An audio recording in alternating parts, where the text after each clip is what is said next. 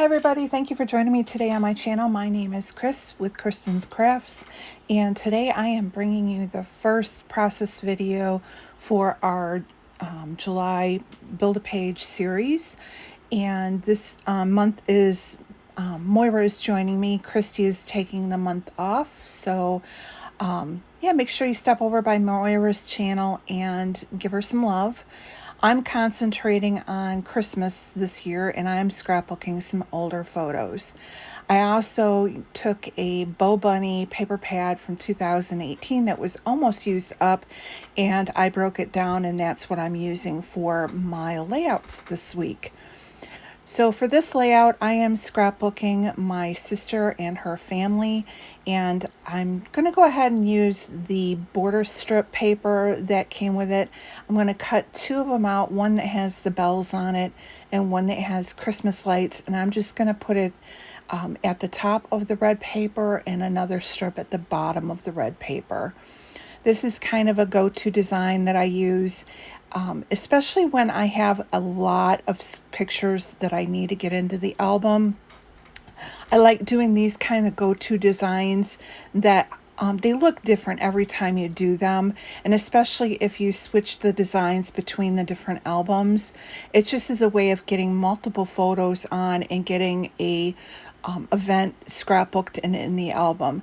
And for this case, I'm behind. It's 2014. It's time these get into the album. I want to try and use as few pages as possible to get them into the album, but with as many pictures as I can afford to get in. So this is a way of doing that. So here I am, I'm cutting that bottom strip, and I'm just going to go ahead and adhere those down.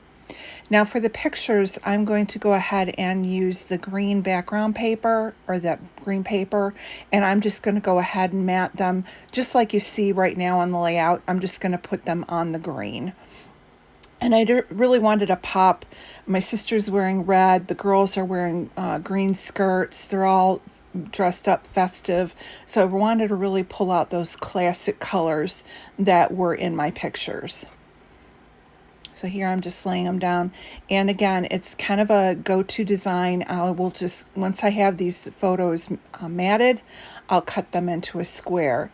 And so it just gives it a placeholder for all the pictures, and gives you that bottom left-hand corner for you to be able to embellish.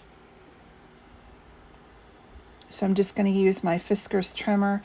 And for some reason, I don't think I was eyeballing it, and I don't think they were perfectly straight, but that's okay. I kind of just adjusted it and made it look good. So now I'm going to go ahead and glue down those border strips. Again, I'm the kind that I don't like things moving around, so I do tend to stick and plunk, as Adele with Inky Quill would say, and just go ahead and finish that decision and don't doubt myself. Especially if it's an area that I don't think I'm going to do any tucking underneath, to go ahead and glue it down and just get it to work. It just keeps me from getting frustrated when things keep shifting. So I'm going to take this 3x4 cut apart that says Joy. I think it's the perfect title for this page. So I'm just going to tuck that in and then glue that whole section down.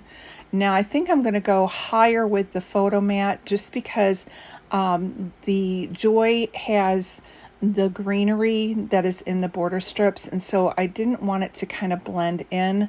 So I'm going to push it up as far as I can, and then I'm going to actually have the photo mat go as high as I can. So I'm just barely going to have a little bit of a red section behind it.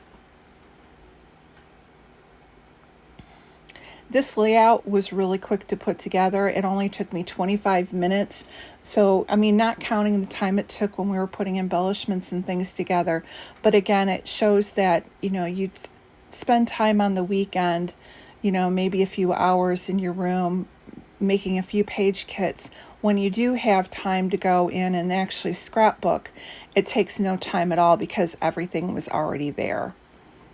So I decided I wanted to go with those little bells up in the corner, and then I'm going to pull this red bow that I had fussy cut out of the paper down below.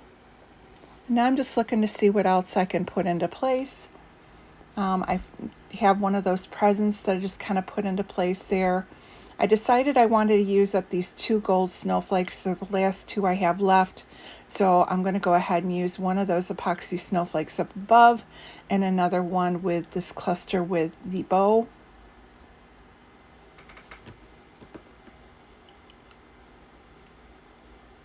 And now again, I'm just kind of looking and seeing what I have, and I wanted to get the snowman and the Santa on there since that's what's on the girls' skirts. However, it didn't really work to have both of them on there, so I decided to go with just the Santa. And I think there was, I forget what the saying is at the bottom. Oh, a favorite tradition. So my sister's family, they always get dressed up with hats or, cute t-shirts or things like that. So it is a tradition of theirs. And then there was some puffy, it looked like sequins, but there were puffy stickers, and I sprinkled them around. And that's pretty much going to be it for my layout. I do go and search through my sticker book, and I do find a tag that says Merry Christmas. So I kind of have 2 titles. I have Merry Christmas at the top, and then I have Joy on my journaling card. And then that will be it for it. And I'm just going to stick that in the upper right-hand corner and kind of tuck that in behind that epoxy snowflake and kind of tuck it in. I'm going to find that right here. So I was kind of happy to get something else out of my little book used up and on a layout. And got some things used up. So now I've used up those epoxy stars or snowflakes. And I'm almost done with those puffy stickers themselves. I think I have a snowman and a few sequins left. So that's kind of fun. I'm just going to tuck that in. So you're going to see a couple close-ups at the end, and I want to thank you guys so much for stopping by and for leaving all the wonderful comments, and we'll be back again tomorrow for another Christmas layout for this series. Thanks, and have a great day. Bye-bye.